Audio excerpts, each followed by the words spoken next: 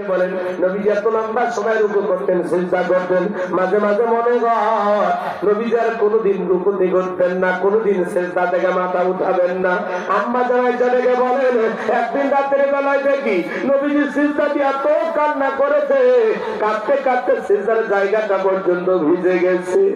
নবী যখন সিজদা থেকে মাথা উঠাইলেন, আম্মা জানাইকে জিজ্ঞাসা করে নবী গো এত কান্না কেন করলেন, কি হয়েছে আপনার? নবী তখন ডেকে বলে আয়েশা আমি তো আমার জন্য কাঁদি না, আমি কাঁদি আমার গুনাহগার উম্মতের জন্য। আমি আল্লাহর কাছে কেঁদে কেঁদে বলি আল্লাহ আমার গুনাহগার উম্মতের গুনাহগুলো মাফ করে দাও, ওই কঠিন জাহান্নামের আগুন থেকে আমার উম্মতকে মুক্তি দাও। আপনারা আমার গুনাহ মাফের আশায় নবী যদি সিজদা দিয়ে আল্লাহর কাছে কান্না করেন বাজার, তাহলে আপনি আমি হলাম মূল ভিকটিম, মূল আসামি, মূল অপরাধী। তাহলে আমাদের অপরাধের কারণে, গুনাহের কারণে সিজদা দিয়ে কান্না করার দরকার আছে না?